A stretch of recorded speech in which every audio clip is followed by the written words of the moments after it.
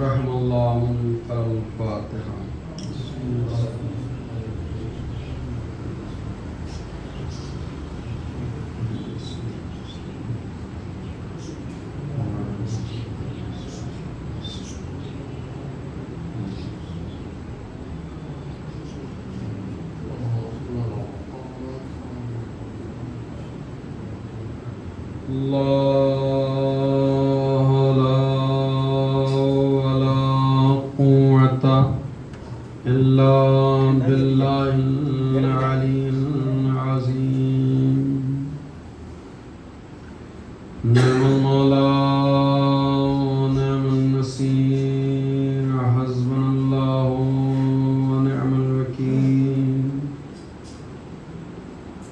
اعوذ باللہ من الشیطان الرجیم. بسم اللہ الرحمن الرحیم. رب اشرح لی صدری ویسر لی امری واحلل عقدۃ من لسانی یفقہوا قولی. علیکم السلام. الحمدللہ الذی جعلنا من الباقین علی سید الشہداء الذی بکت لہ الارض والسماء وناحت علیہن وہو فی الصحراء والطیور بین الفضاء. ثم الصلاة والسلام والتحية والإكرام على أشرف الأنبياء والمرسلين جد الحسن والحسين مولانا ومولى الثقلين أبي القاسم محمد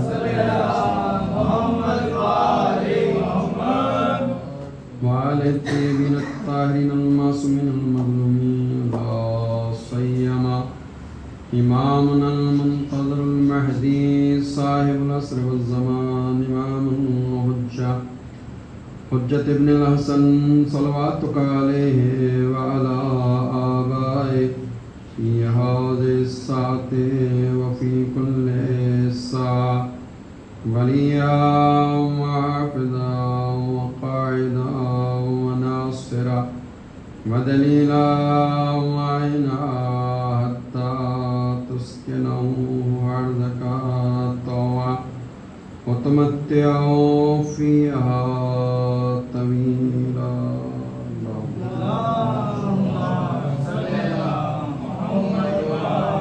سبحان الله على أعدائهم أجمعين من الآن إلى قيام يوم الدين. أما بعد فقد قال سبحانه وتعالى في محكم كتابه الحكيم وقوله الحكيم. بسم الله الرحمن الرحيم. إن الدين عند الله الإسلام.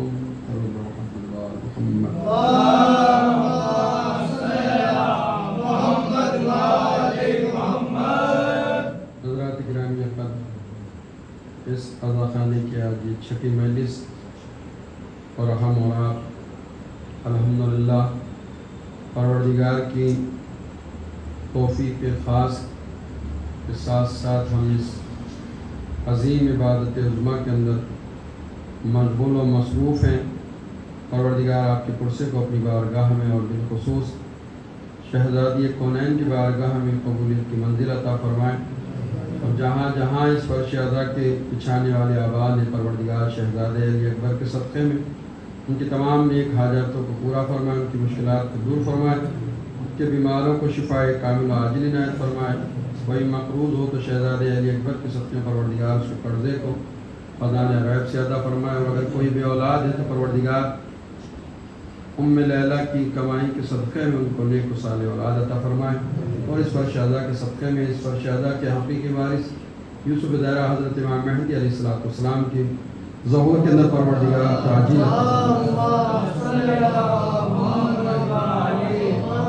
پہلی محرم سے جو ہمارا سلسلہ گفتگو شروع ہوا تھا اصول دین کے حوالے سے، وہ سورہ آل عمران کی 19ویں آیت کے ضمن میں، جس میں پروردگار نے ارشاد فرمایا ان الدین عند اللہ الاسلام، بے شک دین صرف اور صرف اسلام۔ اور دیکھیے انسانی معاشرے کے اندر دین وہ قیمتی شے ہے جس سے قیمتی شے انسانی معاشرے میں کوئی پائی بھی نہیں جاتی، چاہے جس مذہب والا ہو، جس ملت والا ہو، جس فرقے والا ہو، جس قوم والا ہو، جس سوسائٹی والا ہو، ہر انسان کو اپنے مذہب و ملت سے پیار ہوتا ہے۔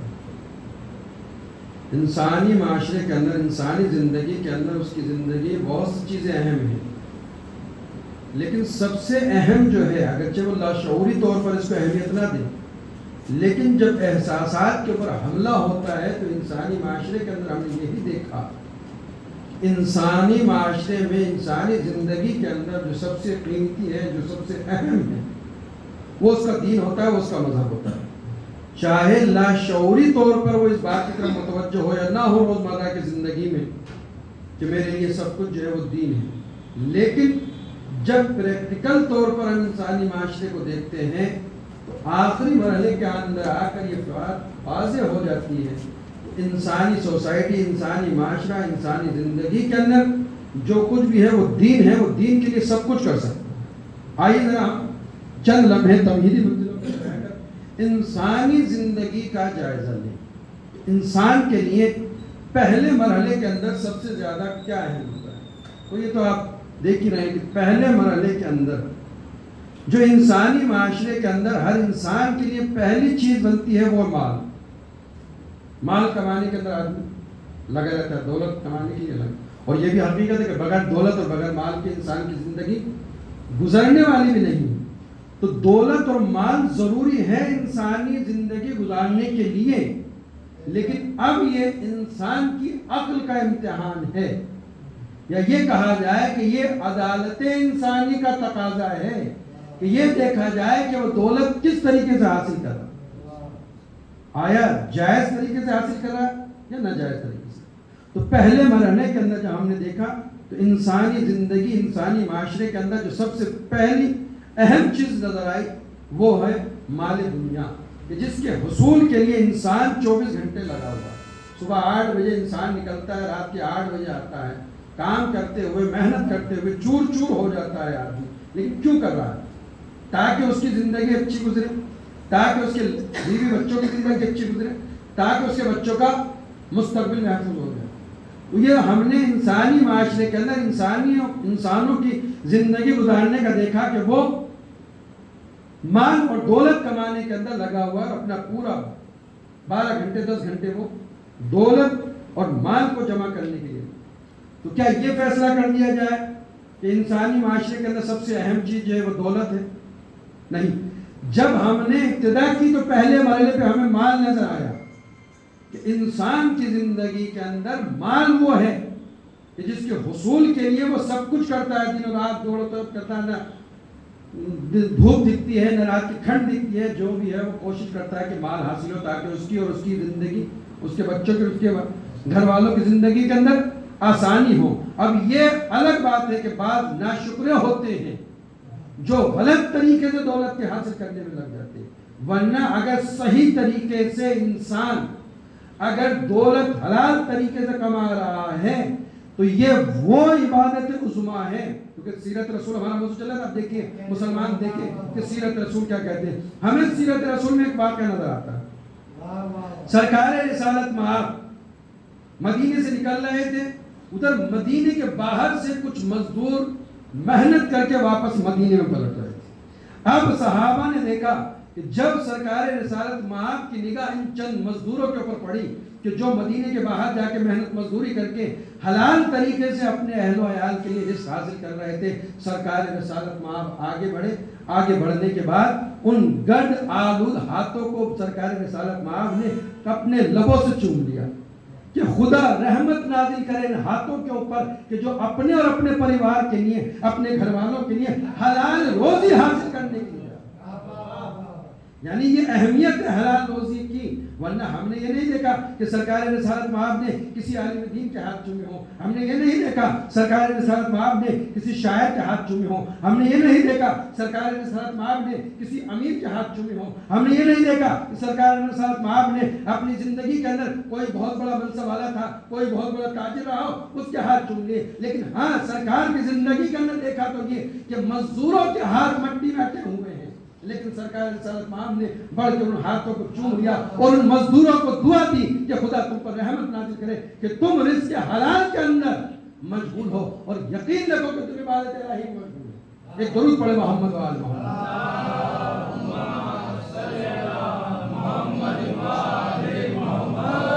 بہت بڑا منصب اور عبادت ہے ذریعہ معاش میں مشغول ہونا. خود یہ ایک پیغام ہے، جیسا کہ ابھی ہمارے بزرگ محترم عمر بھائی نے کہا کہ اس منبر رسول کے کچھ تقاضے ہیں، یہاں سے ذمہ داریاں پوری ہونا چاہیے. بزنس ایک عظیم عبادت ہے.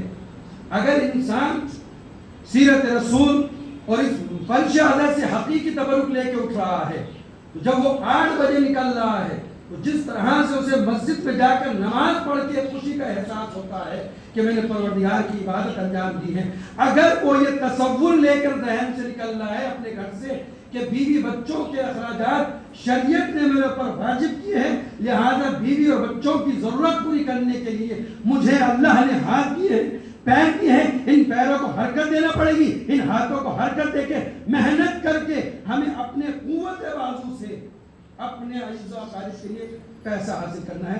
تو قدرت یہ کہتی ہے کہ وہ جو 10 گھنٹے 8 گھنٹے اپنے کام میں مشغول ہے، قدرت کہتی ہے ہم نے اس کے ہر قدم کے اوپر ایک نیکی لکھ رکھی ہے. اس سے اچھا کوئی مذہب کہ جو نوکری کرنے انسان جا رہا ہے اس کے ہر قدم کے اوپر ایک نیکی لکھ رہی ہو.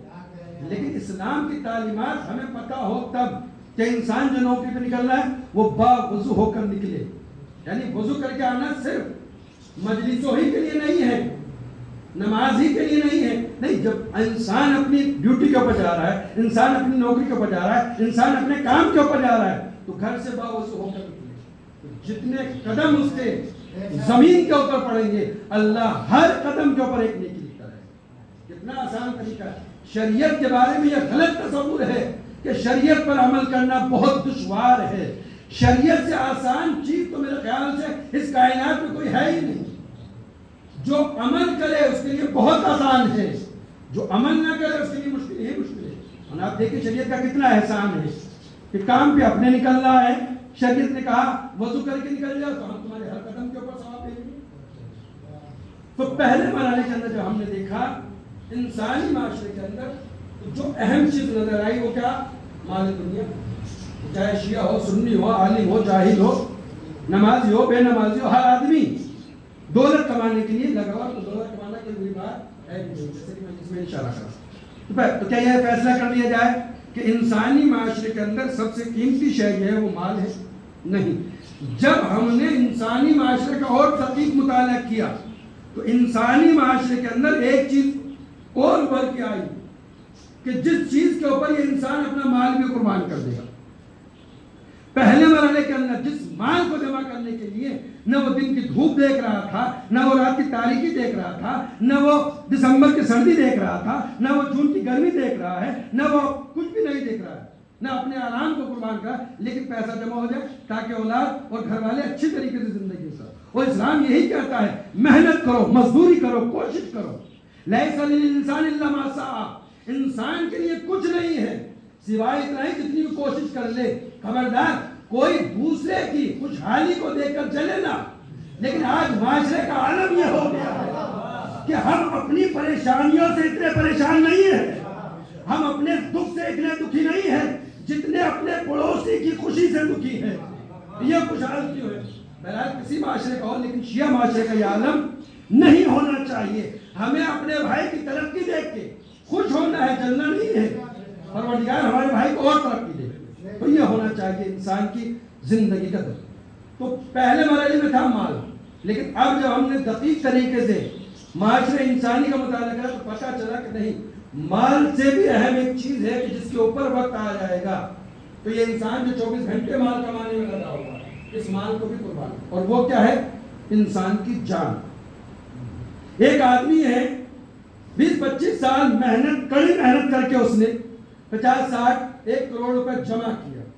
محنت کری نا، پہلا مرحلہ تھا اس کا دولت کمانا. تو ہر انسان یہ سوچ رہا تھا کہ انسانی معاشرے میں سب سے اہم اور سب سے ضروری جو ہے وہ مال ہے. دکھ بھی ایسے رہا تھا. لیکن جب ہم نے دقیق مطالعہ کرا، باریک بینی سے نزدیک ہو کر، تو پتہ پڑا کہ نہیں، انسانی معاشرے کے اندر مال سے بھی ایک قیمتی شے ہے کہ جس کا نام ہے جان. کہ جب انسان کی جان میں بل آتی ہے، ہر عالم ہو، جاہل ہو، بزنس مین ہو، کچھ بھی ہو، وہ یہ کہتا ہے مال جاتا ہے تو چلا جائے، جان بچنا چاہیے. ہمارا گھر بکتا ہے تو بک جائے، جان بچنا چاہیے. ہماری فیکٹری نیلام ہوتی ہے تو نیلام ہو جائے، ہمارے بیٹے کی جان بچنا چاہیے. ہمارا کھیت جاتا ہے تو چلا جائے. ہوتا کس لیے؟ جان ہی کی حفاظت کے لیے آتا ہے. تو دوسرے مرحلے کے اوپر جو بات ابھر کے انسانی معاشرے کے اندر وہ کیا ہے؟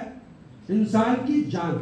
تو کیا اب یہ فیصلہ کر دیا جائے کہ انسانی معاشرے کے اندر جو قیمتی شے ہے وہ جان، اس لیے کہ جان کے اوپر انسان مال بھی قربان کر رہا؟ نہیں، ابھی جان قیمتی نہیں. ابھی جان سے ایک شے اور قیمتی ہے کہ جب اس کے اوپر وقت پڑے گا تو انسان اپنا مال بھی قربان کر دے گا اور اپنی جان بھی قربان کر دے گا. اور اس چیز کا نام ہے انسان کی عزت. کہ جب انسان کی عزت پہ حملہ ہو تو ہم نے جاہل سے جاہل انسان کو یہ کہتے ہوئے دیکھا ہے کہ ہمارا مال ختم ہوتا ہے ختم ہو جائے، ہماری اولاد ختم ہوتی ختم ہو جائے، ہم اپنی عزت کو نہیں مٹنے دیں گے. ہے یا نہیں؟ یہ انسانی معاشرے کی خصوصیات ہے کہ انسان جب مال کا مرحلہ ہے تو اپنے عیش و آرام کو قربان کر دیتا ہے، لیکن مال کے مقابلے میں جب جان کا مرحلہ ہے تو مال کو جان پہ قربان کر دیتا ہے.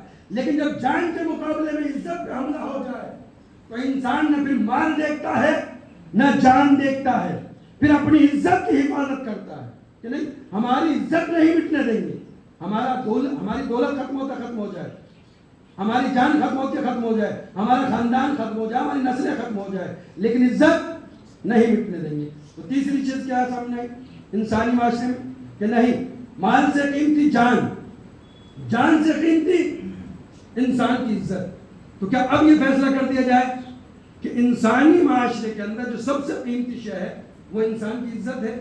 نہیں. اب ان تینوں چیزوں سے بڑھ کر ایک چیز اور ہے کہ جب اس کے اوپر حرف آتا ہے تو انسان اپنا مال بھی قربان کر دیتا ہے، انسان اپنی جان بھی قربان کر دیتا ہے، انسان اپنی عزت بھی قربان کر دیتا ہے. اور اسی چوتھی چیز کا نام ہے دین. کہ جب انسان کے دین پہ حملہ ہوتا ہے تو ہر مذہب والا یہ کہتا ہوا نظر آتا ہے ہمارا مال لٹتا ہے تو لٹ جائے، ہماری اولاد قربان ہوتی ہے تو ہو جائے، ہماری عزت مٹتی ہو تو مٹ جائے، ہم اپنے دین کو نہیں مٹنے دیں گے. تو پتہ چلا کہ انسانی معاشرے کے اندر سب سے قیمتی شے جو ہے وہ ہے انسان کا دین. کہ جس کی حفاظت کے لیے، جس کے بچاؤ کے لیے انسان اپنا مال بھی قربان کرے گا، انسان اپنی جان بھی قربان کرے گا، انسان اپنی عزت بھی قربان کرے گا، لیکن دین کو نہیں مٹنے دے گا. ایک درود پڑھے محمد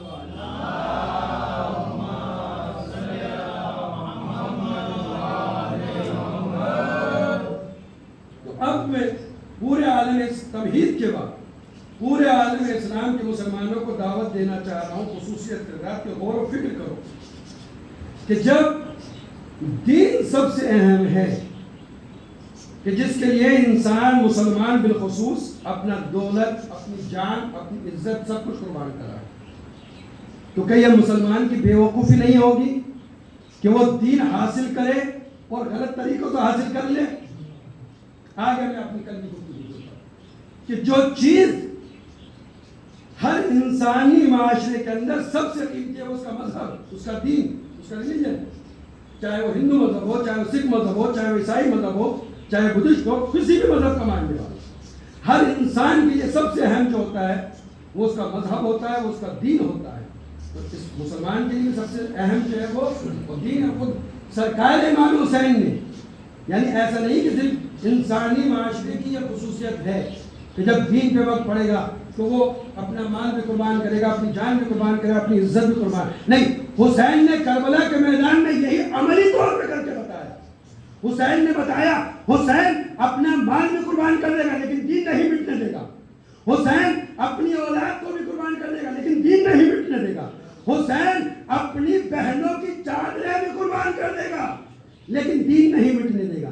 تو حسین نے دین نہیں مٹنے دیا سب کچھ. تو یہ دلیل ہے سیرت امام حسین علیہ السلام سے کہ حسین نے اپنا سب کچھ قربان کرا دین کی حفاظت کے لیے. تو دین اتنا ضروری ہے، مسلمان کو سمجھنا چاہیے. تو اب مسلمان دین حاصل کر ایسے دین اسلام کے ماننے والے دین اسلام کے ماننے والے صرف زبان سے کہنے سے ہو جائیں گے، یا دین اس کو کہتے ہیں. اگر دین کی واضح لفظوں میں تعریف کی جائے تو دین اس کو کہتے ہیں کہ جو قرآنی آیاتوں میں موجود ہو، وہ سیرت رسول میں جس کا آئینہ دکھتا ہو، اس کو دین کہتے ہیں.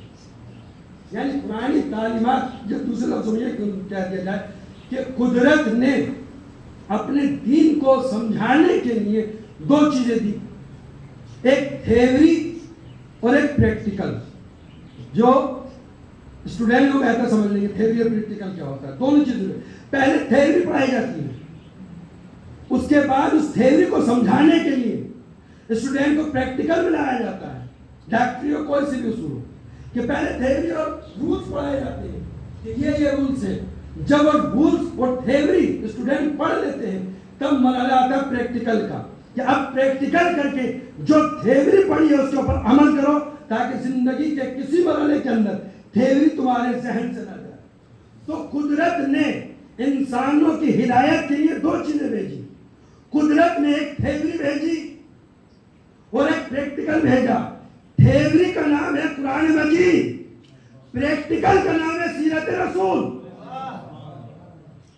صرف تھیوری سے کام نہیں چلے گا. مسلمانوں کی اس لیے کہنا کہ انسان مجلسوں میں آ کے غور و فکر کرے. مسلمان کو دین کیسے ملے گا؟ صرف تھیوری پڑھ لے، قرآن کر لے، حسبنا کتاب اللہ کا دعویٰ کر لے، سمجھ میں آ سکتا ہے؟ نہیں آ سکتا جب تک کہ پریکٹیکل اس کے سامنے نہ ہو. تو تھیوری اقیم الصلاۃ، نماز قائم کرو، آگے تھیوری. اب مسلمانوں کے لیے مرحلہ ہے کہ نماز پڑھے کیسے. تو سرکار رسالت مآب نے بڑھ کر کہا صلو کما رأیتمونی، نماز پڑھو ایسے جیسے مجھے نماز پڑھتے ہوئے دیکھو. نماز ویسے پڑھنی ہے جیسے رسول پڑھتے تھے، تب نماز کہی جائے گی. لیکن آج مسلمانوں کے کتنے فرقے ہیں؟ 72-73 تو حدیث رسول میں آئے ہیں، لیکن خود مسلمانوں نے نہ جانے سینکڑوں مذہب بنا لیے ہیں. لیکن ہر نماز پڑھنے والا کیا کہہ رہا ہے؟ رسول ایسے نماز پڑھتے تھے، رسول ایسے نماز پڑھتے، رسول ایسے نماز پڑھتے. فیصلہ کیسے ہو؟ ہم بھی کہہ رہے ہیں، ہم شیعہ بھی، کہ ہم نے پڑھے رسول علیکم السلام، ایک درود پڑھے محمد والے، ہم شیعہ جو نماز پڑھ رہے ہیں وہ ہے کہ جو رسول پڑھتے تھے. تو ہر مذہب والا کہہ رہا ہے دعویٰ کس کا مانا جائے گا؟ دیکھیں، دعویٰ اس کا مانا جائے گا جس کے دعوے کے اوپر دلیل مل جائے. سچا کس کو مانا جائے گا؟ سچا اس کو مانا جائے گا جس کی بات کے اوپر ثبوت مل جائے، پروف مل جائے. تو دعوے تو سارے مذہب والے کر رہے ہیں، چاہے وہ یہاں ہاتھ باندھنے ہو، چاہے یہاں ہاتھ باندھنے ہو، چاہے یہاں ہاتھ باندھنے ہو، وہ چاہے ہاتھ کھول کے نماز پڑھ رہے ہو کہ بھائی ہم نماز وہی پڑھ رہے ہیں جو رسول پڑھا کرتے تھے. فیصلہ کیسے ہوگا کہ نماز کون سی رسول والی ہے؟ لیکن ہم دعویٰ کر رہے ہیں کہ سارے مسلمان جا کے اپنی نماز پڑھنے کے طریقے کے اوپر کوئی دلیل لے آئے بعد وفات رسول. اگر کسی تاریخ میں ملا ہو کہ کسی نے یہ کہا ہو فلاں فرقے نے جو نماز پڑھی رسول ایسے نماز پڑھتے تھے، لیکن ہاں بعد 3 خلافتوں کا دور گزرنے کے بعد جب خلافت مولا کائنات کے بعد آئی ہے اور علی نے اپنی دور خلافت کے اندر مسجد کوفہ کے اندر نماز پڑھائی ہے تو صحابی رسول پکار اٹھا یا علی آج ہم نے نماز ایسی پڑھی ہے جیسے رسول پڑھاتے تھے. ایک درود پڑھے محمد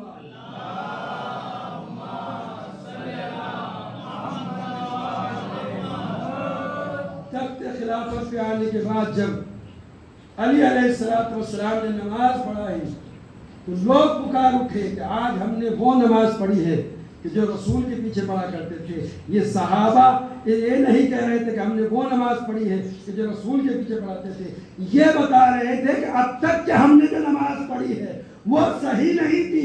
صحیح نماز وہی ہوگی جو رسول کی طرح پڑھی جائے. ایک درود پڑھے محمد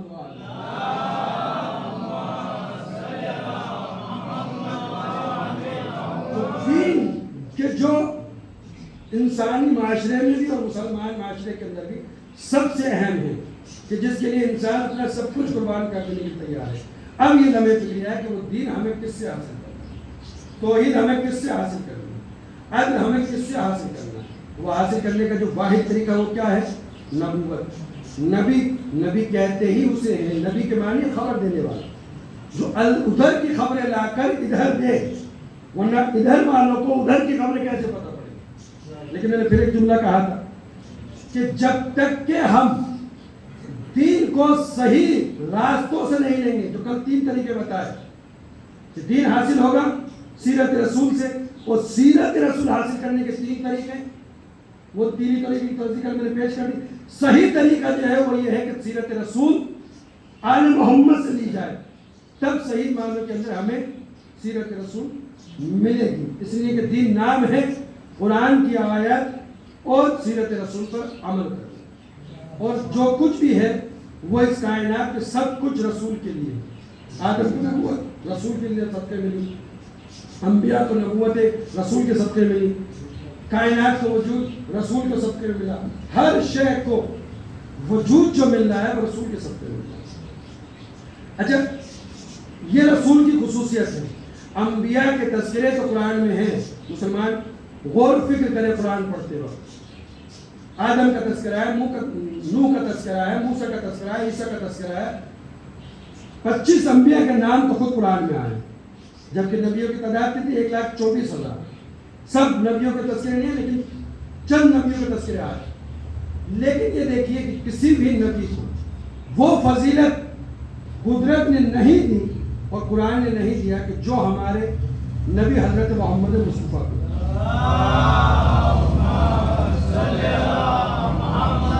جب ہمارے نبی کی اطاعت کا مرحلہ آیا تو پروردگار نے اطاعت رسول بھی سب پر واجب کری, اور جب اتباع کا مرحلہ آیا یعنی پیروی کرنے کا, تو اتباع رسول بھی تمام مسلمانوں کے اوپر واجب. قرآن آیت نے پڑھ کے پہلے اطاعت رسول کے مرحلے میں کہا اطیعوا اللہ ورسولہ واولی الامر منکم, اطاعت کرو اللہ کی اور اس کے رسول کی. اطاعت کے معنی فرما برداری, یعنی رسول جو کہے وہ مانو, یہ ہو گیا اطاعت کے معنی. دوسرا کیا؟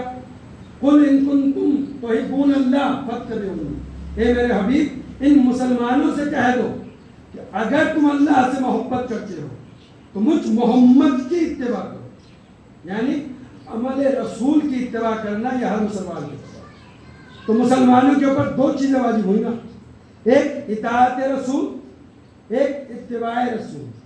اطاعت رسول کے معنی یہ ہے کہ رسول نے کہا اقیموا الصلاۃ, نماز پڑھو, ہم نے نماز کے حکم کو مان لیا, یہ ہے اطاعت رسول. رسول نے نماز پڑھ کے بتائی, اب ویسے ہی نماز پڑھنا, یہ ہے اتباع رسول. اچھا, اطاعت اور اتباع دونوں مطلق ہیں. دونوں مطلق کا مطلب یہ ہے کہ اطاعت رسول مسلمان مرد پر بھی واجب ہے اور مسلمان عورت پر بھی واجب ہے. اتباع رسول مسلمان مرد پر بھی واجب ہے اور مسلمان عورت پر بھی واجب ہے. دیکھیے اطاعت رسول میں کوئی پریشانی نہیں, مرد اور عورت دونوں شامل ہیں, دونوں مان رہے ہیں, کوئی مسئلہ نہیں. بھائی رسول نے کہا اقیموا الصلاۃ, نماز پڑھو, مسلمان مرد نے بھی مان لیا, مسلمان عورت نے مان, کوئی مشکل نہیں. لیکن جب اتباع کا مرحلہ آیا کہ میرے رسول کا اتباع کرو, اب مرحلہ آتا ہے مشکل کا کہ رسول نے کہا نماز پڑھو ویسی جیسے میں پڑھوں. تو بھائی مسلمان مرد نے مسجدوں میں نماز پڑھی, مسلمان مرد کو پتہ پڑ گیا رسول کیسے نماز پڑھ رہے, لیکن عورتوں کو کیسے پتہ پڑے کہ رسول نماز کیسے پڑھتے ہیں, رسول حج کیسے کرتے. اس لیے کہ رسول عورتوں کی بز میں جائیں گی نہیں, عورتیں رسول کی بز میں سیکھنے آئیں گی نہیں. عورتوں کے لیے مشکل مرحلہ ہے نا کہ بھائی عورتیں کیسے معلوم کرے کہ رسول نماز کیسے پڑھتے ہیں, رسول حج کیسے کرتے ہیں, اور کچھ مسائل عورتوں کے ایسے ہیں کہ جس کو صرف عورت ہی بتا سکتی ہے, کوئی اور عورت بتا نہیں سکتی. تو مرحلہ عورتوں کے مرحلے میں آ گیا. اے پروردگار ہم تو تیری عدالت کے قائل ہیں, تو عادل پروردگار ہے, یہ تیری عدالت کا انصاف تھا کہ تو نے اطاعت رسول ہم پر واجب کری, رسول نے کہا ہم نے مان لیا, یہ تیری عدالت کا تقاضا تھا, اتباع رسول تو نے واجب کیا. مسلمانوں کا رسول نے نماز پڑھ کے بتائی, مسلمان مرد نے نماز پڑھ لی, لیکن میرے پروردگار یہ تو بتا مسلمان عورت کو کیسے پتہ پڑے کہ رسول نماز کیسے پڑھتے ہیں, رسول ہاتھ کہاں رکھتے ہیں, رسول سجدہ کیسے کرتے ہیں, رسول رکوع کیسے کرتے ہیں. تو یہ مشکل آ گئی نا کائنات کی عورتوں کے لیے, یہ مشکل آ گئی تھی کہ عورتوں کے لیے بھی ایک نمونہ عمل ہونا چاہیے. سرکار رسالت مآب نے کہا گھبراؤ نہیں, میں جس طرح سے مسلمان مردوں کو نمونہ عمل دے رہا ہوں, یا نہیں رسول نے نہیں. ایک درود پڑھیں محمد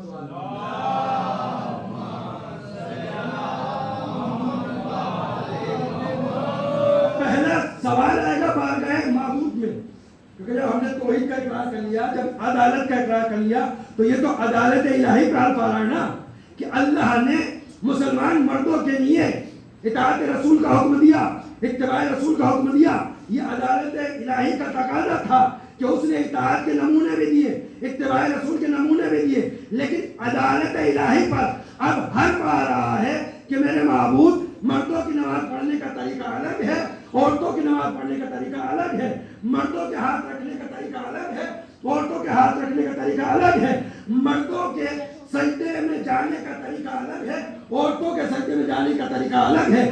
تشہد کی حالت میں مردوں کے بیٹھنے کا طریقہ الگ ہے, عورتوں کے بیٹھنے کا طریقہ الگ ہے. وہ ایک الگ مسئلہ ہے کہ عورتیں مردوں کی طرح تشہد بیٹھ کے پڑھے نماز ہو جائے گی, لیکن جو مستحب طریقہ ہے عورت کے لیے کہ تشہد اور سلام میں کس طرح سے بیٹھے, بالکل زمان دیکھ کر, گھٹنے کے اوپر ہاتھ رکھ کر, اور جیسے بیٹھتے ہیں دو زانو بیٹھتے ہیں ویسے عورت کے لیے مستحب طریقہ ہے.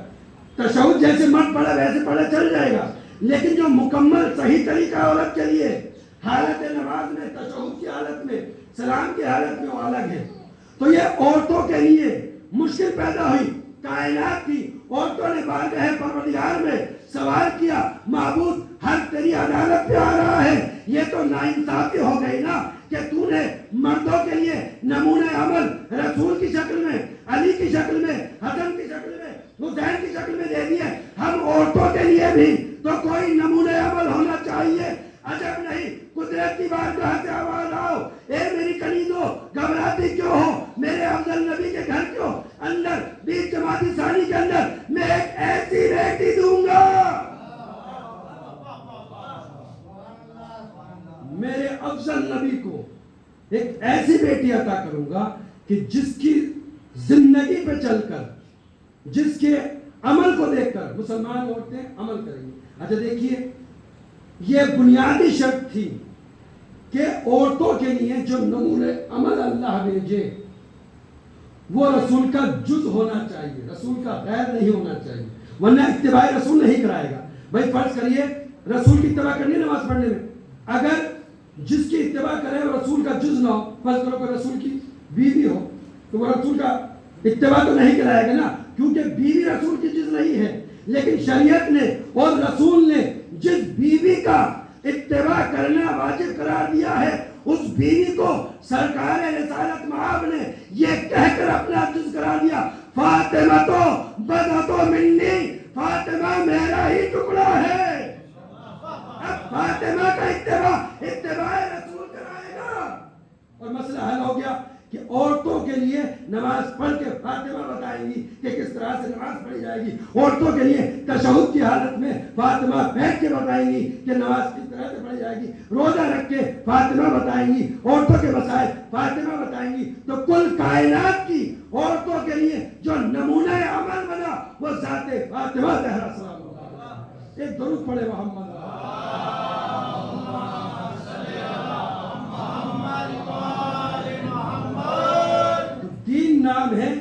اطاعت رسول اور اتباع رسول کا.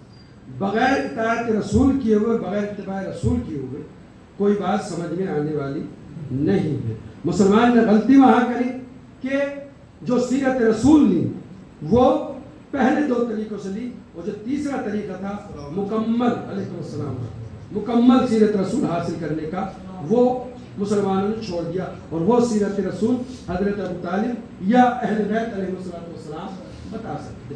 کل ہم نے ایمان ابو طالب کے اوپر چند دلیلیں دی تھی، قرآن سے بھی دی تھی اور عقلی دلیلیں بھی دی تھی. ایک عقلی دلیل اور سن لیں، کیونکہ یہ مجلسوں کے ذریعے سے مسئلہ مسلمانوں کے درمیان حل نہ ہوگا تو کس کے ذریعے سے ہوگا؟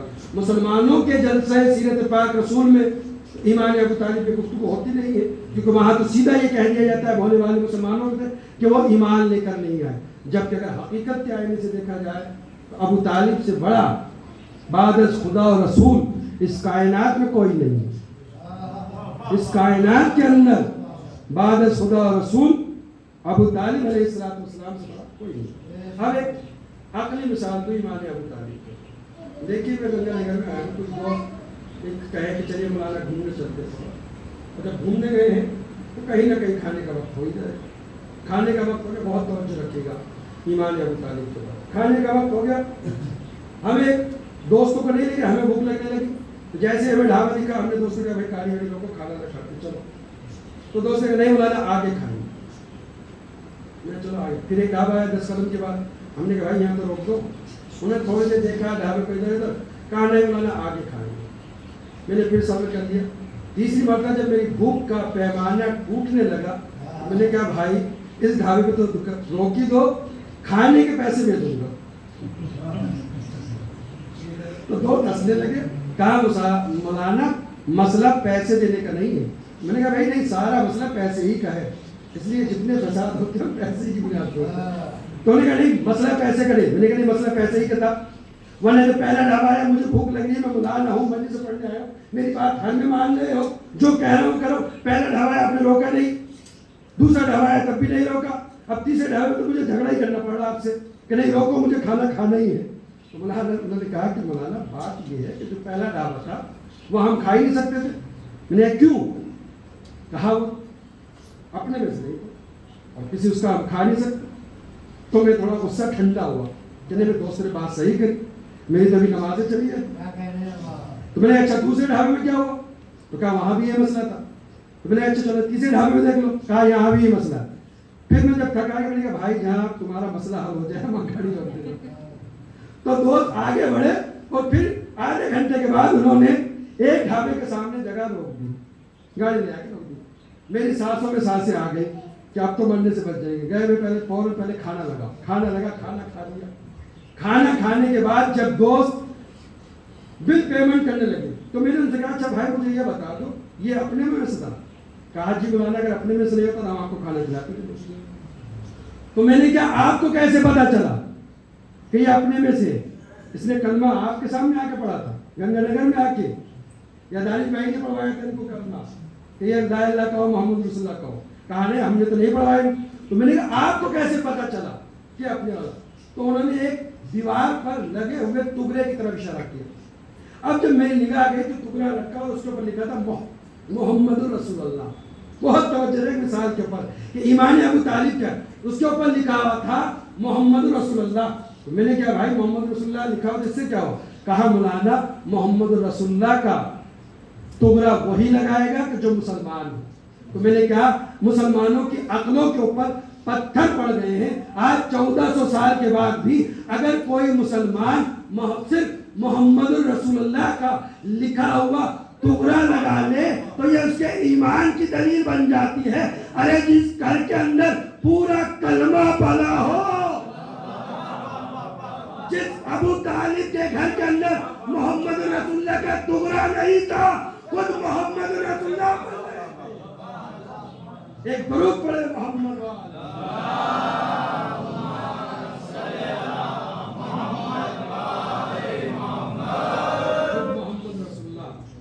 جس گھر کے اندر قرآن چڑھ رہے تھے وہ ابو طالب کافر یعنی مسلمانوں کی عقلوں کا امتحان ہے. اگر عقلی باتیں بھی چھوڑ دیے، قرآن کی حدیثوں کی باتیں تمہیں سمجھ میں نہیں آتی ہے، معاشرے کے اندر جو عقلی اصول پائے جاتے ہیں ان کے اوپر تو غور کریے. آج یہ کہ اب دیکھیے سیرت رسول، اور یہ مجلسیں صرف رسم نبھانے کے لیے نہیں ہے کہ ہمارے باپ نے عزاداری شروع کی، ہمارے دادا نے عزاداری شروع کی، ہمارے آبا نے شروع کری تھی، جس گنگا نگر کے اندر جو سب سے پہلے سلسلے سے آئے تھے انہوں نے عزاداری شروع کی، لہٰذا ہم عزاداری کریں. بہت اچھی بات ہے، اور خدا ان بزرگوں کے اوپر رحمتیں نازل کرے، ان کی قبروں کے اوپر رحمتیں نازل کرے، ان کی قبروں کی تاریکی کو فرش اعلیٰ کے نور سے منور فرمائے. اس فرش اعلیٰ کے صدقے میں ان کی بخشش ہو، اس فرش اعلیٰ کے صدقے میں ان کی قبر کی اور برزخ کی ساری مشکلات کو آسان ہو. بزرگوں نے بہت اچھا کام کیا کہ ہمیں مجلس ادا کرنے کا سلیقہ سکھایا، لیکن ہم کیا کر رہے ہیں؟ ہم آیا اسی عقیدے اور خلوص کے ساتھ مجلسیں کر رہے ہیں جو ہمارے بزرگوں نے کی تھی، یا اب ہم نے اس کے اندر اپنی انانیت، اپنی مرضی، اپنی خواہش، اپنے جھگڑے، اپنے ذاتی مفادات کو گھسیٹ دیا ہے؟ جو قوم پڑھی لکھی ہوتی ہے وہ پڑھی لکھی باتیں کرتی ہے، اور جھگڑے اور انانیت اور آپسی اختلافات وہی قوم لے کے آتی ہے جنہوں نے نہ دین سمجھا، نہ قربانی حسین کو سمجھا، نہ مقصد حسین کو سمجھا. اب ایک فارمولہ میں نے پہلی مجلس میں دیا تھا آپ کو، وہ فارمولہ یاد ہے کہ پوری زندگی مجلسیں کر رہے ہو، اگر یہ دیکھنا ہے کہ پہلی محرم کی عزاداری قبول ہوئی یا نہیں، دوسری محرم کی عزاداری قبول ہو رہی ہے نہیں، 5 محرم کی 6 محرم کی عزاداری قبول ہو رہی ہے نہیں، مؤذن کی جب صدائے اذان بلند ہو اٹھ جاؤ تو سمجھو کہ جو رات پہ عزاداری کری تھی وہ عبادت کری تھی. نہیں اٹھ پاؤ تو سمجھ لو رسم کری تھی، جو ایک تمہارے دل کی خواہش تھی کہ اگر عزاداری نہیں کری معاشرہ کیا کہے گا، عزاداری نہیں کری رشتہ دار کیا کہیں گے، عزاداری نہیں کری تو دوسرے ہمارے فرینڈ ہیں وہ کیا کہیں گے. لہٰذا ایک دوسرا فارمولہ ہو کہ اگر عزاداری آپ کی قبول ہو رہی ہے یا نہیں، اس کو سمجھنا ہو تو بس یہ دیکھنا کہ آپ جس مجلس میں جا رہے ہیں اگر آپ کی وجہ سے وہاں اختلاف ختم ہو رہا ہے تو تم عبادت کر رہے ہو، اور اگر تمہاری وجہ سے اختلاف پلپ رہا ہے تو تم نسلوں کو برباد کر رہے ہو. تمہارے جنازے کے اندر اتنے کیڑے پڑیں گے قبر کے پاس کوئی کھڑا بھی نہیں ہو پائے گا. لہذا سب چیز کے اندر اختلاف کرو، عزاداری حسین میں اختلاف نہ کرو، ہر چیز میں ٹکراؤ کرو، عزاداری حسین میں ٹکراؤ نہ کرو، ہر چیز کے اندر اپنی مرضی اور انا گھسیڑو، لیکن عزاداری امام حسین میں انا اور میں ایک فارمولہ دے تاریخ کربلا پڑھ لینا.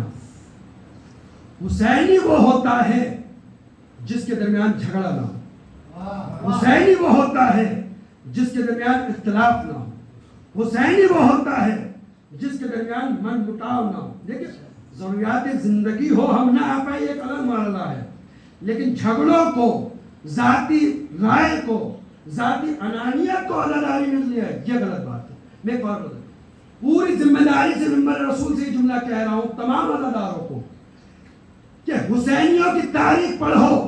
حسینیوں کی تاریخ گنگا نگر کے عزاداروں سے نہیں بنی ہے، حسینیوں کی تاریخ سرسی کے عزاداروں سے نہیں بنی ہے، حسینیوں کی تاریخ راجستھان کے عزاداروں سے نہیں بنی ہے، حسینیوں کی تاریخ لکھنؤ کی عزاداری سے بھی نہیں بنی ہے، حسینیوں کی تاریخ حیدرآباد کی عزاداری سے بھی نہیں بنی ہے، حسینیوں کی تاریخ بامبے کی عزاداری سے بھی نہیں بنی ہے، حسینیوں کی تاریخ دلی کی عزاداری سے بھی نہیں بنی. یہ بڑے بڑے شہر میں بڑا بڑا مجمع ہوتا ہے علاقوں کا، لہٰذا ان کو دیکھ کر یہ نہ سمجھو کہ عزاداری یہاں سے بنی ہے.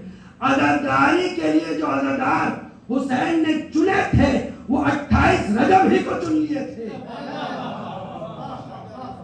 جو حسین کے ساتھ آ رہے ہیں وہ پکے حسینی تھے، اور کچھ حسینی تو وہ تھے جو اگر مدینے سے نہ چلے تو راستے میں حسین نے ان کو خط بھیج کے بلایا ہے اور بتایا ہے کہ عصر حسینی صفات والا اگر کوفے میں بھی رہ جائے گا تو حسین خط بھیج کے بلائیں گے.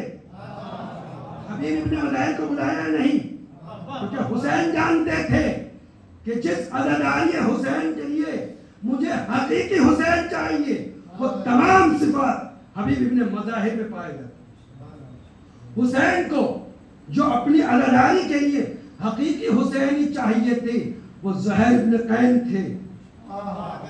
مقتل نے یہی لکھا ہے کہ زہیر ابن قین پہلے نہیں آئے حسین کے ساتھ، بلکہ مقتل نے 2 قافلے لکھے ہیں کربلا کی سرزمین کی طرف، 2 قافلے بڑھ رہے ہیں، ایک حسین کا قافلہ، ایک زہیر ابن قین کا قافلہ۔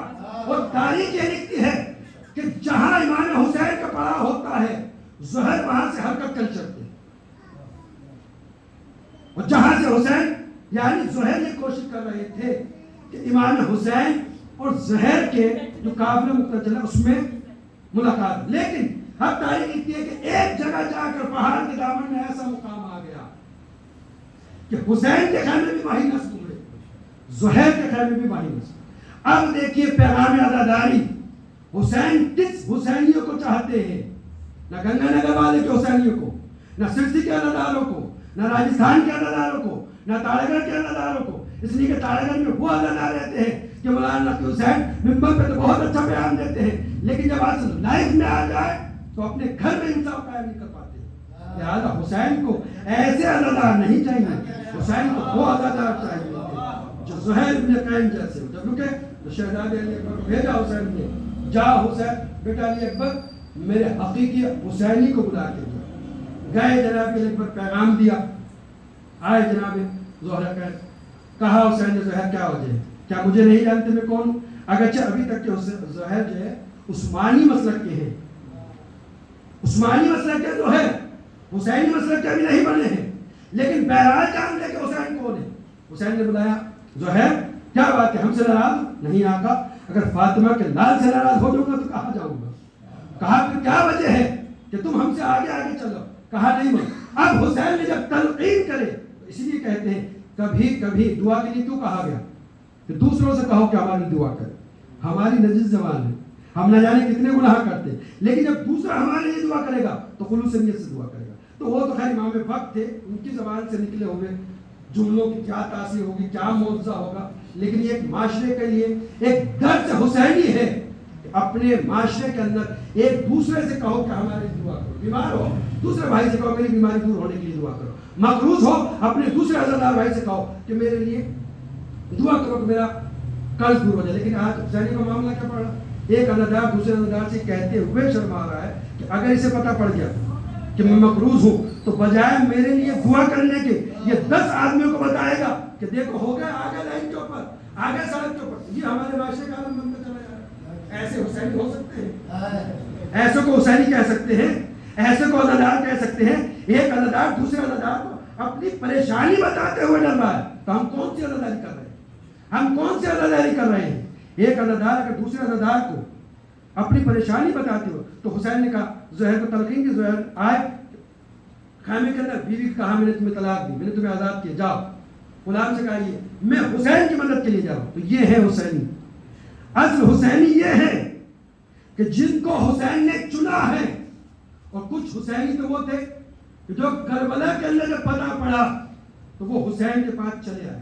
وہاں پہ کل میں تذکرہ کرا تھا، عیسائی مذہب کے ماننے والے 17 دن 18 دن شادی کو ہوئے، لیکن حسین ہی ہے، حسین جانتے تھے کہ ایسے حسین آئیں گے۔ لیکن اب یہ دیکھیے حسینیوں کی صفت، اب یہ 2 حسینی، زہیر ابن قین دوسرے مسلک کے، ہمارے اختلاف دیکھیں، ہمارے اختلاف تو ہم مجلسوں میں رہا ہے، بہت توجہ سنیے گا، دوسرے مسلک کے ہیں، حسین کے خیمے میں آنے سے پہلے حسینی نہیں بنے، جب حسین نے تعلیم کری تب عثمانی مسلک کو چھوڑ کر اب حسینی مسلک میں آئے۔ لیکن مجھے بتائے حسین کے ساتھ جو مدینے سے چلے تھے کسی نے زہیر کو تانا دیا؟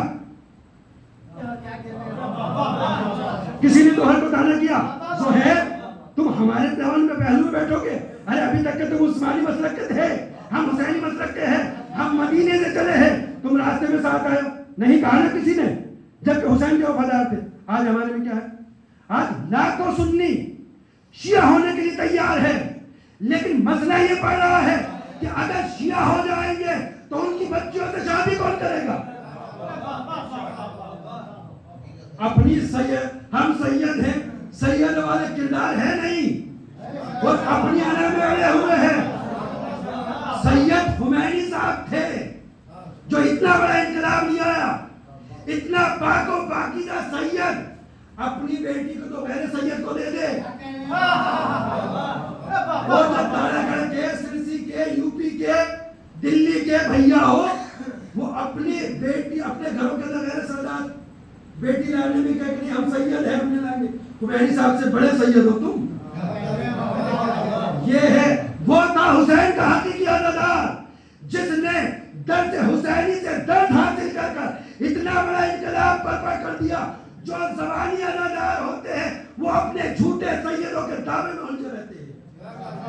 جو سید یہ دعویٰ کر رہا ہے کہ میں سید ہوں، غیر سید کی کیسے نہیں ہوں؟ سب کچھ ہو سکتا ہے، وہ حسینی نہیں ہو سکتا. ایک درود پڑھے محمد والا.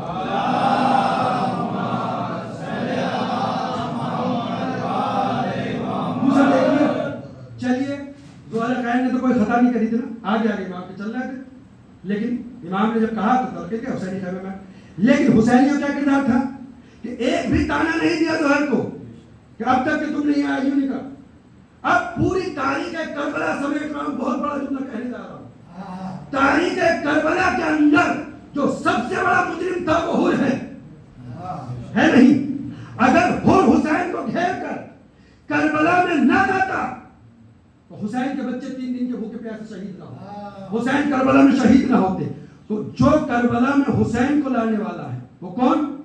حر. لیکن حر شب عاشور تک کے جہنمی ہے. انقلاب ایسے آتا ہے. فرش عزا سے انقلاب برپا کرنا سیکھو.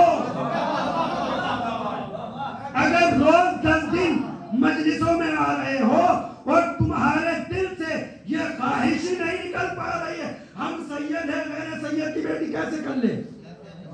تم عزادار نہیں ہو. ہم سید ہیں، ان پڑوسی نے کیسے سمجھوتا کر لے؟ تم حسینی نہیں ہو.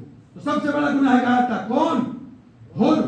لیکن شب عاشور جب حر کو ہدایت ملی تو کتنا بڑا پاک و پاکیزہ ہو گیا کہ حسین نے خود سند دی. اے حر، تیری ماں نے کتنا اچھا تیرا نام رکھا تھا، تو دنیا میں بھی آزاد ہے، آخرت میں بھی آزاد رہے گا. کتنا بڑا گنہگار تھا، کوئی ہو سکتا ہے اتنا بڑا گنہگار. لیکن حسین نے جب توبہ کر لی. آج کیا ہوتا؟ ٹھیک ہے انسان کو بہکاتا ہے انسان، شیطان اسی دنیا میں تو ہے اور دکھائی نہیں دیتا کمبخت. اگر ہمارا کوئی جوان بھٹک بھی جائے، ہمارا کوئی بھائی بھی 10-20 سال پہلے بھٹک بھی گیا ہو، کوئی غلط کام کرتا ہو، توبہ استغفار کر لی ہو، تو اب تو پاک و پاکیزہ ہو گیا نا. لیکن ہمارے معاشرے کا کیا ہے؟ جب وہ مجلسیں کرنے لگے تو کسی کو فرض کری میں گنگا نگر میں آیا ہوں، مجھے پتا ہی نہیں کہ فلاں مومن کیا تھا 10 سال پہلے، 20 سال پہلے. لیکن جو عزادار اپنے آپ کو پکا حسینی سمجھ رہا ہے، پہلا اپنا فریضہ دینی یہ سمجھے گا مولانا یہ آج عزاداری کرنے والے بنے ہیں، 20 سال پہلے دیکھو کیا کرتے ہیں. یہ فرق ہوتا ہے رسمی عزاداری میں اور حقیقی عزاداری. تو پیغام تھا آج کا، وہ پیغام نوٹ کرے سب لوگ. جو پیغام تھا کہ حر تاریخ کربلا کا سب سے بڑا مجرم اور گنہگار. لیکن جب شب عاشور آ گیا تو مجھے بتا دے بنی ہاشم کا تو خیر کردار اللہ کے، وہ تو خاندان رسالت کے پلے ہوئے بچے ہیں، ان کی زبان سے تو نکل ہی نہیں سکتا. مجھے یہ بتائیں جو زہیر قین راستے میں حسین کے خیمے کے اندر آیا اس نے خود کو تانا دیا؟ جو وہاں پہ قلبی اپنی 18 دن کی شادی شدہ کو زندگی کو قربان کر کے خیمے حسینی میں آ گیا، اس نے خود کو تانا دیا؟ اے ہو تجھے شرم کرنا چاہیے، حسین تیری وجہ سے ہے. اے ہو تجھے شرم کرنا چاہیے، حسین کے بچے.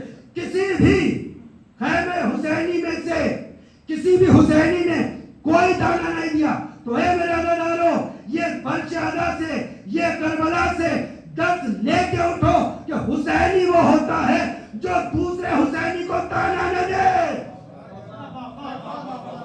پہلے اپنی مجلسوں سے تانے بازی ختم کرو، پہلے اپنی مجلسوں سے دوسرے کو پریشان کرنا ختم کرو، تب جا کے کہو گے کہ تم حقیقی عزاداری کرو. ورنہ ہماری عزاداری نہیں. عزادارو یہ دن بہت کم رہے. دیکھیے ایک اصول ہے، ہم کن کے ماننے والے ہیں؟ اہل بیت کے ماننے والے ہیں، مولا کائنات کے ماننے والے ہیں. اب ایک پیغام اور سنیے فرش عزا کا. اگر یہ وصیت رسول مولا کائنات کے جملے ہیں جو میں 21 رمضان کو عموماً پڑھا کرتا ہوں، لیکن ایک پیغام کے اوپر فرش دینا، وہ پیغام سنو، کتنا بڑا میسج ہے وصیت امیر المومنین میں، لیکن کوئی شے اس کی طرف متوجہ نہیں۔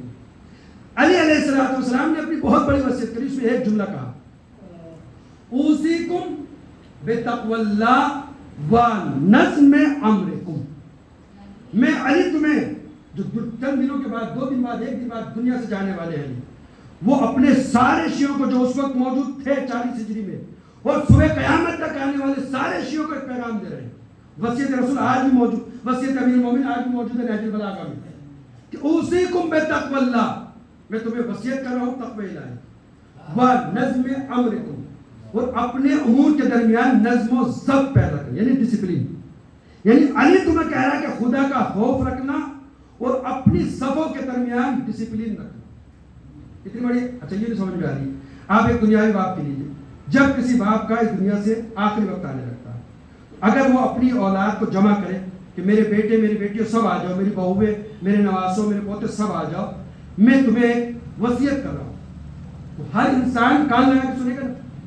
باپ کے آخری الفاظ ہیں، دادا کے آخری الفاظ ہیں، نانا کے آخری الفاظ ہیں، ہمیں غور سے سننا ہے نانا کیا کہہ کے جا رہے ہیں، دادا کیا کہہ کے جا رہے ہیں، بابا کیا کہہ کے جا رہے ہیں۔ تو جب عام انسان وصیت کے مرحلے میں ہوتا ہے تو سارا گھر متوجہ ہو کے سنتا ہے۔ علی کی وصیت کا کیا عالم ہونا چاہیے؟ سارا کوفہ سمجھ کے آ گیا ہوگا نا، تو سارا کوفہ سمجھ کے آ گیا علی کی وصیت کو سننے کے لیے، اور علی نے اس دور کے شیعوں کے ذریعے سے آج کے دور کے شیعوں کو پیغام دیا کہ میں فقط ان 40 ہجری کے شیعوں کو وصیت نہیں کر رہا ہوں کہ تم اپنے درمیان خوف الہی قائم رکھنا اور اپنے درمیان ڈسپلین۔ کتنا بڑا اہم رول ہے زندگی کا، ڈسپلین، نظم و ضبط ہے ہمارے یہاں۔ چھوڑ دی ساری باتوں، عزاداری میں ڈسپلین ہے، نظم و ضبط ہے ہمارے یہاں کوئی؟ مجلس کا اعلان 8 بجے، شروع کتنے بجے ہوتی ہے؟ 9:30 بجے۔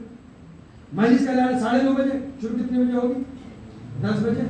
اور میں نے وہی بات کی کہ ہم انتظار کرتے ہیں جب دوسرے جگہ کی مجلس شروع ہو جائے تو ہم بھی اپنی ایک ڈیڑھ، وہ یہ نا کہ مسلمان کیوں بچھڑتا چلا ہے؟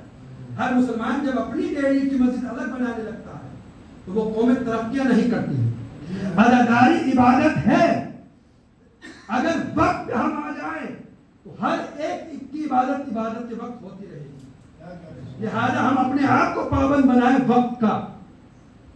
زمانہ خود بخود، عزاداری خود بخود اپنے وقت پہ شروع ہوگی، اپنے وقت کے اوپر ختم ہوگی، لیکن ہم اس انتظار میں رہیں گے کہ ہمیں زیارت تب نکالنی ہے جب فلاں جگہ میں شروع ہو جائے۔ یہ دیکھیے میں ممبر رسول پہ بیٹھ کے کہہ رہا ہوں، کسی کے دل میں خوف ہو یا نہ ہو، میرے دل میں بہرحال خوف ہے۔ یہ امامہ میں نے فیشن نہیں لگایا، بہت سے امامے ہیں بازار کے اندر، ہر امامے میں مت چلے جائیے گا، بہت سے امامے ہیں جو فیشن میں چل رہے ہیں، جو خود ممبر رسول پہ بیٹھ کر ممبر رسول کی توہین کر رہے ہیں اور ان کو احساس نہیں ہے۔ لیکن میں نے امامہ فیشن میں نہیں لگایا ہے، 25-30 سال زندگی کے گزارے ہیں تب جا کر یہ دستار رسول حاصل کی ہے، لہذا میں کسی کے کہنے میں نہیں کہہ رہا ہوں، جو ممبر رسول کا حق ہے وہ کہہ رہا ہوں کہ آج پورے عزاداروں کی عزاداری کا عالم یہی ہوتا چلا جا رہا ہے کہ ہم کوئی کام کریں جیسے سامنے والی کی عزاداری ڈسٹرب ہو جائے۔ ہمیں سامنے والی کی عزاداری ڈسٹرب نہیں کرنی ہے، اس کی عزاداری کے اندر 4 چاند لگانے کی کوشش کرو، تمہاری عزاداری کے اندر خود بخود 4 چاند لگ جائے۔ اور کبھی بھی یہ نیت نہ رکھو کہ پورا گنگا نگر میری مجلس میں آ جائے گا تو مجلس کامیاب ہے۔ یہ بھی معاشرے کی فکر بندی چلی جا رہی ہے، ایک معاشرے کی یہ بھی فکر بندی چلی جا رہی ہے کہ جب تک کہ پورا گنگا نگر نہ آ جائے، ارے ہماری مجلس تو کیا ہے، یا مجلس کے اندر چھتے جب تک کہ نہ اڑ جائیں۔ آج 90% عزادار اپنی مجلس کو کامیاب سمجھتے ہی نہیں، بالکل حیدرآباد میں چلیے، لکھنؤ وغیرہ میں اگر آدھے گھنٹے نعرے نہ لگے تو وہ سوچ رہے کہ ہماری مجلس کامیاب نہیں۔ للہ مجلسوں کا معیار یہ نہ بنا ہے کہ پورے 500,000 آدمی آ جائے تو مجلس کامیاب ہے۔ ارے اگر 500 آدمی آ بھی گئے تو جس کے لیے فرش اعلیٰ بچھائی ہے وہ شہزادی ہی نہیں آئی تو اس فرش اعلیٰ کا فائدہ کیا؟ اور ایک فارمولہ میں فارمولہ دے رہا ہوں، ان فارمولوں کو یاد رکھیے گا اپنے ذہن کی میموری کے اندر کہ ہر مجلس کے لیے ایک دو فارمولہ ضرور دیتا ہوں میں۔ اب یہ فارمولہ ایک اور دے رہا ہوں، ہر عزادار جو بھی عزاداری کر رہا ہے، جو بھی زیارت نکال رہا ہے، جو بھی علم نکال رہا ہے، جو بھی جلوس نکال رہا ہے، جو بھی مجلس کر رہا ہے، مقصد کیا ہے؟ پبلک کو بلانے کا یا شہزادی کو؟ تو ہر عزادار کہے گا اگرچہ مقصد ہمارا وہی ہے کہ پبلک آئے، شہزادی آئے یا نہ آئے، کیونکہ عمل تو ہمارا یہی کہتا ہے، عمل تو ہمارا یہی کہتا ہے ارے شہزادی زہرا آئے یا نہ آئے، پبلک آنا چاہیے، لیکن کچھ عزادار ہیں چاہتے کہ نہیں۔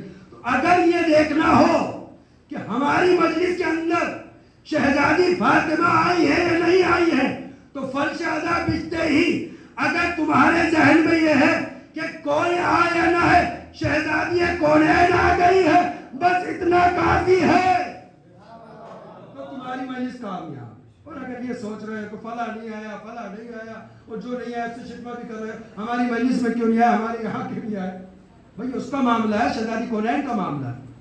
اور اب یہ آپ لوگوں کے وقتوں کے ٹکرانے کا ہے، ورنہ میں اپنی عزاداری کی اب تک کی پہلی عزاداری گزر رہی ہے شاید کہ میں ایک مجلس کے علاوہ دوسری مجلس میں شرکت نہیں کر پا رہا کیونکہ وقت ہی ٹکرا رہے ہیں۔ اب سمجھائیں کس کو؟ بھئی سمجھانے والوں کو سمجھایا اسے جاتا ہے تو سمجھ جائے۔ وہ بعض لوگ تو ہے کہ رسول آ کر بھی سمجھائیں تو یہ نہیں سمجھیں گے، آ کر بھی سمجھائیں تو نہیں سمجھیں گے۔ لہذا ہمیں یہ خیال رکھنا چاہیے کہ عزاداروں کے درمیان نہ اختلاف پیدا ہونا پائے۔ عزاداری ہے 10 مجلسیں کرو، 15 مجلسیں، جتنی مجلسیں کرو کم ہیں، جتنی زیادہ مجلسوں میں شرکت کرو گے اتنے زیادہ جنت کے اندر محل بنیں گے۔ جیسے یہاں ہم سوچ رہے ہیں گنگا نگر میں یہاں بھی گھر ہو جائے، وہاں بھی گھر ہو جائے، وہاں بھی گھر ہو جائے، جنت کی فکر کرو۔ جنت میں چاہتے ہو ایک گھر رسول کے پہلو میں، ایک گھر مولا کائنات کے پہلو میں، زیادہ سے زیادہ مجلسوں میں شرکت کرو۔ لیکن بعض وقت عزادار بیچارہ شرکت کرنا چاہتا ہے لیکن بانی اعظم، یہ میں کسی میں تنگ نہیں کر رہا ہوں، یہ پورے ہندوستان کا نظام اور سسٹم ہوتا چلا جا رہا ہے۔ میں نے بہت سی جگہ دیکھی ہیں اور بہت سی جگہ تو پھر میں نے یہی کہہ کے آخری حربہ سے رہ جاتا وہ یہی کہ اب اگر مانتے ہو تو مانتے ہو، ورنہ بلا لینا دوسرا۔ ایک جگہ یہی ہو رہا تھا، جگہ نہیں سمجھانے کا، میں نے بھائی میں جا رہا ہوں، کسی بھی بلا لینا، مارکیٹ کے اندر بہت سے امام آ جائے گا، 5 محرم کو بھی آ جائے گا۔ لہذا ہمیں حسین کا خیال رکھنا۔ اور پھر ایک جملہ کہتے بس مسائل کی منزل میں لے کر آ گیا آپ کو کہ میرے خیال سے حسین کو بہت توجہ سنیے، بہت حساس ہو کر سنیے جملہ، اور یہ میں جملہ اپنی مجلس سے کہتا ہوں بار، میرا عقیدہ اور میری محبت اور میری الفت عزاداری اور کربلا والے اور بالخصوص شہادت حسین سے ہی کہتی ہے۔ عزاداروں بہت توجہ سنو کہ حسین کو اتنی تکلیف شمر کے کن خنجر چلانے سے گردن کے اوپر نہیں ہوگی۔ پھر جملہ لگاؤ، حسین مظلوم کو اتنی تکلیف شمر کا کن خنجر جب حسین کی گردن پہ چل رہا تھا تب نہیں ہوگی جتنی تکلیف حسین کو یہ دیکھ کے ہوتی ہے کہ ایک عزادار دوسرے عزادار سے حسد کر رہا ہے، ایک عزادار دوسرے عزادار سے اختلاف کر رہا ہے، ایک عزادار دوسرے عزادار سے ٹکرا رہا ہے، ایک عزادار دوسرے عزادار کی مجلس سے ٹکرا رہا ہے، ایک عزادار دوسرے کے جلوس سے ٹکرا رہا ہے، ایک عزادار دوسرے کی زیارت سے ٹکرا رہا ہے۔ لہٰذا یہ سسٹم کرو اگر حسین کو راضی کرے، اس لیے کہ حسین کے لیے اور حسین کی ماں کے لیے حسین کا غم ہی کافی ہے۔ اور آپ ہی نہیں آتے ہیں، وقت کا امام بھی آتا ہے، نہ پرسہ لے لیں۔ شہزادی زہرا آتی ہے، یہ اپنا نصیب کے اوپر جتنا ناز کرو کم ہے۔ شہزادی ایک ایک عزادار کے آنسو لے لے اس کے سامنے جاتی ہے، اے میرے بیٹے کا عزادار، تیری آنکھوں میں آنسو آ گئے، ان آنسوؤں کو میں فرش پہ نہیں گرنے دوں گی، ان آنسوؤں کو میں اپنے رومال میں جگہ دے لوں گی۔ اے عزاداروں، شہرا کہتی ہے ارے عزاداروں کے یہی تو آنسو ہے جو میرے لال حسین کے زخموں کا مرہم بنتے ہیں۔ للہ عزاداروں، حسین کے زخموں کے اوپر مرہم لگانے کا کام کرو، نمک چھڑکنے کا کام نہ کرو۔ اجرکم اللہ، خدا آپ کو کوئی غم نہ دے سوائے مظلومیت کربلا کے، سوائے مظلومیت حسین کے۔ میرے عزاداروں، 6 محرم آ گئی۔ آج 6 محرم کو مختلف جگہوں پر کہیں جناب علی اصغر کا پرسہ دیا جاتا ہے، کہیں جناب علی اکبر کا پرسہ دیا جاتا ہے، یہاں جناب علی اکبر کا پرسہ دیا جائے گا۔ کون علی اکبر جو صورت میں، سیرت میں जनाब रसूल खुदा की शबीह थे। कौन अली अकबर, जिस अली अकबर को हुसैन ने नवाज़े शब में मांगा था। कौन अली अकबर, रिवायत कहती है कि जब नाना इस दुनिया से पर्दा फरमा गए, हुसैन को अपने नाना के दीदार की बड़ी तमन्ना थी। नमाज़े शब में हुसैन दुआ किया करते थे, ए परवरदिगार, एक बेटा मुझे ऐसा अता कर जो सूरत में, सीरत में मेरे नाना रसूल खुदा जैसा हो। लो अज़ादारो, हुसैन को अल्लाह ने अकबर जैसा बेटा अता किया। सुनेंगे अकबर की खूबसूरती, क्या यूसुफ का जमाल हुस्न अली अकबर का मुकाबला करेगा। रिवायत लिखती है कि एक जवान की जनाब अली अकबर मस्जिद से निकले, एक शख्स की नजर जनाब अली अकबर के चेहरे पे पड़ी। क्या नूरानी चेहरा था। पहली निगाह पड़ते ही शहजादे की मोहब्बत में गिरफ्तार हो गया। शहजादा आगे आगे चल रहे हैं, वो शख्स शहजादे के पीछे पीछे चल रहे हैं। जाते जाते उसने देखा कि शहजादा हुसैन के घर में दाखिल हो गया। वो शख्स भी अली अकबर की मोहब्बत में हुसैन के घर में दाखिल हो गया। शहजादा अपने हुजरे के अंदर चले गए। हुसैन जब बाहर निकल के आए, देखा एक अजनबी घर के अंदर है, कोई ढूंढ रहा है। उसने हुसैन ने पूछा, भाई तुम क्या ढूंढ रहे हो? उसने कहा, आका इस घर के अंदर एक जवान दाखिल हुआ है, ऐसा हुस्न मैंने आज तक के नहीं देखा। हुसैन ने कहा, वो मेरा बेटा अली अकबर था। बस वो शख्स हुसैन के कदमों में गिर पड़ा और गिरने के बाद का, मौला बस अल्लाह की बारगाह में इतनी दुआ कर दीजिए, अल्लाह मुझे भी अली अकबर जैसा खूबसूरत बेटा दे। हुसैन ने दुआ के लिए तो वादा कर लिया, लेकिन उस शख्स से कहा, ए भाई मुझे इतना बता, अगर अल्लाह ने तुझे अली अकबर जैसा बेटा अता कर दिया, वो बेटा जवान हो जाए, जवानी की दहलीज पे कदम रख ले और वो रास्ते से कभी गुजर रहा हो और रास्ते में चलते चलते तेरे उस खूबसूरत बेटे के पैर में अगर कांटा चुभ जाए तो बता तेरा क्या हालत होगा। अरे वो ज़ारो कतार रोने लगा, मौला अरे वो कांटा मेरे बेटे के पैर में नहीं चुभेगा, अरे मेरे कलेजे में चुभ जाएगा। हुसैन ज़ारो कतार रोए, अरे जिस अली अकबर के हुस्न में तुम दीवाने हो गए, कल यही अली अकबर करबला का मैदान होगा, करबला के मैदान में बच्ची का फल होगा और ये लाडला होगा। अजरकुमुल्लाह, खुदा आपको कोई गम न दे सिवाय मज़लूमियत करबला के। मक्तल में दो तरह की रिवायत मिलती है। एक रिवायत ये कि बनी हाशिम में सबसे पहले जिसने कुर्बानी दी वो शहजादे अली अकबर थे, और बात दूसरी बात। लेकिन बहरहाल जब अबसार और अंसार जा चुके तो शहजादे अली अकबर को जनाब इमाम हुसैन ने बुलाया और बुलाने के बाद कहा, बेटा अब तुम मैदान के अंदर हमारी तरफ से फिदिया बनो, लेकिन देखो मैदान में जाने से पहले अपनी फूफी अम्मा और अपनी माओ से मुलाकात कर लो। अब देखिए क्या आलम है इजाज़त लेने का शहजादे अली अकबर से। अकबर पहले जनाब ज़ैनब के पास आए, आने के बाद शहजादी की आगोश में सर रख दिया और चहेता रहतीजा फूफी की गोद में सर रख कर लेट गया। बातें होती रही, लेटे लेटे जनाब अली अकबर ने जनाब ज़ैनब से सवाल किया, हे फूफी अम्मा ये बताइए कि रुतबे में दादी अम्मा अफजल है या आप अफजल है? अरे शहजादी ने फातिमा का नाम सुना, अकबर को अपनी आगोश से उठाया, अदब से दो जानू होकर बैठ गई।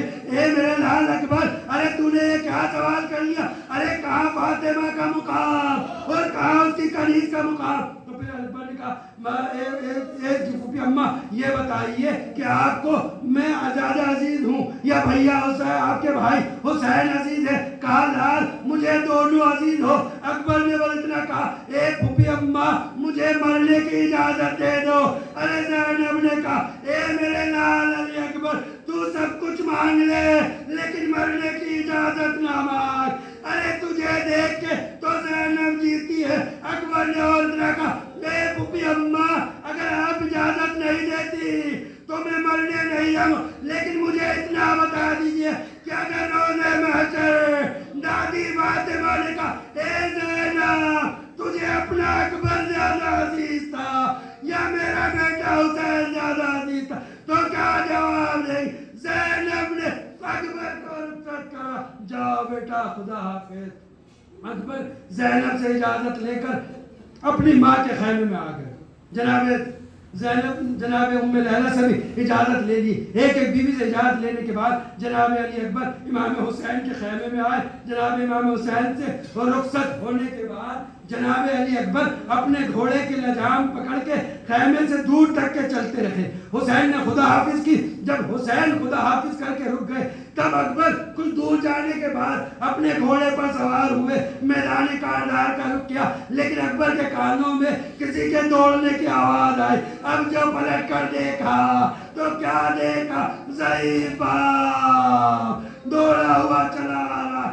اکبر گھوڑے سے اترے, حسین سے نپٹ گئے. اے بابا, ارے آپ تو ہمیں رخصت کر چکے تھے, پھر آپ پیچھے پیچھے کیوں آئے؟ حسین نے اتنا ہی, اے اکبر, کاش تم صاحب اولاد ہوتے تو تمہیں پتا چلتا جوان بیٹے کو رخصت کرنا کتنا سخت ہے.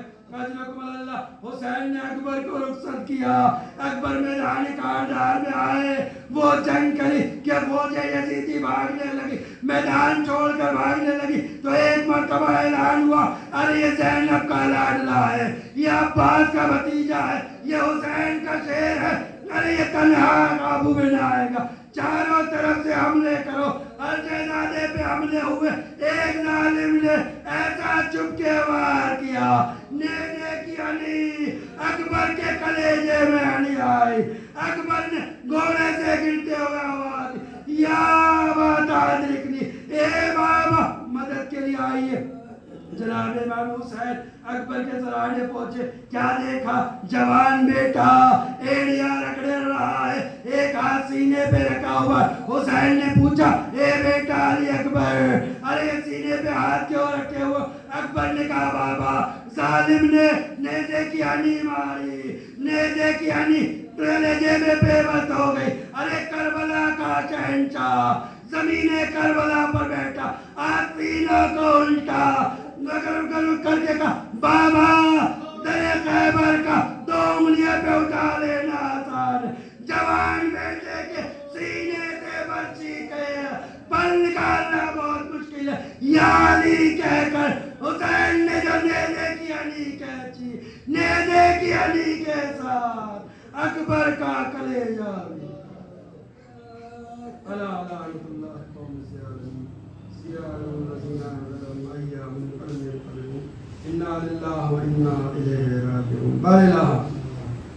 جناب علی اکبر کی مظلومیت میں بہے ان پاکیزہ آنسوؤں کا واسطہ تو نے جو بھی ثواب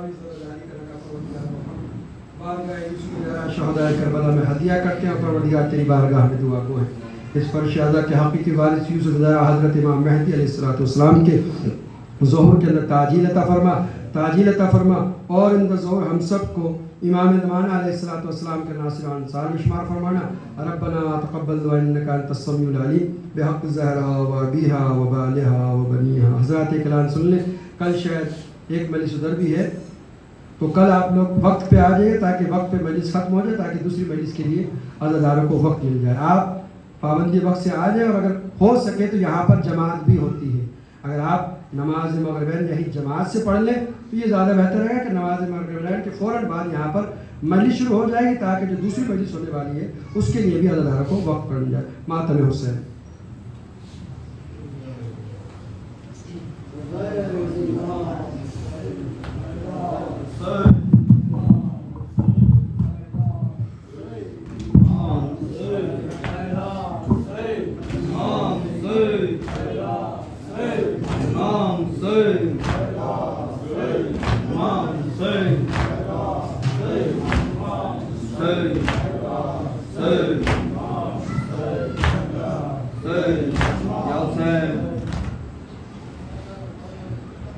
کہتی تھی یہ ماں خون بھری مئی یاد سے لپٹ کر, ہائے ہائے علی اکبر, ہائے ہائے علی اکبر, ہائے ہائے علی اکبر. ارمان تھا پہناؤں گی کو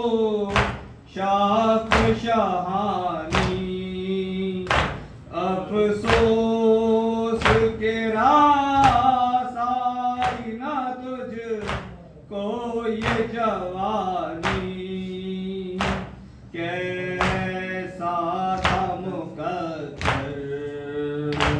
ہائے ہائے علی اکبر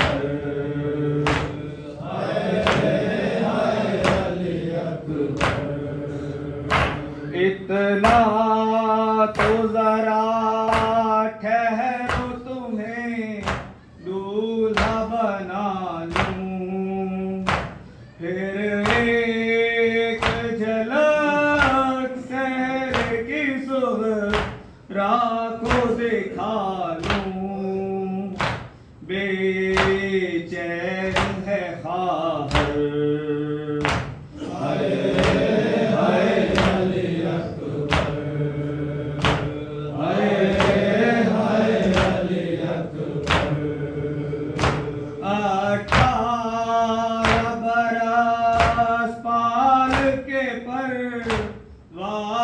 چڑھایا وہ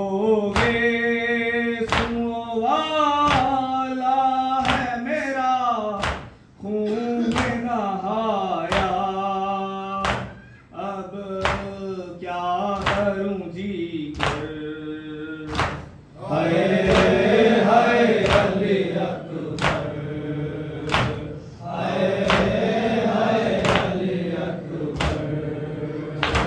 تم ہچکیاں لے کے جو دم توڑ رہے ہو منہ سے ہمیشہ کے لیے موڑ رہے ہو کیوں روتے ہو دل بھر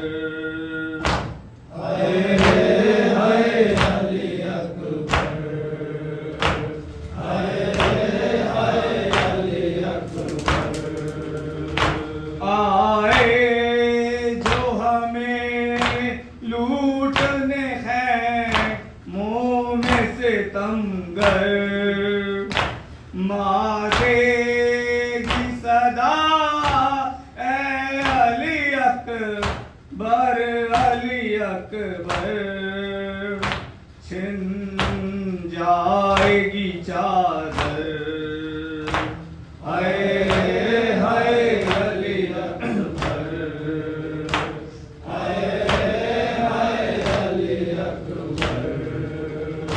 جب کوئی جوان لاش نظر آتی ہے محشر ایک یاد سوئے کرب و بلا جاتی ہے محشر دل روتا ہے کہہ کر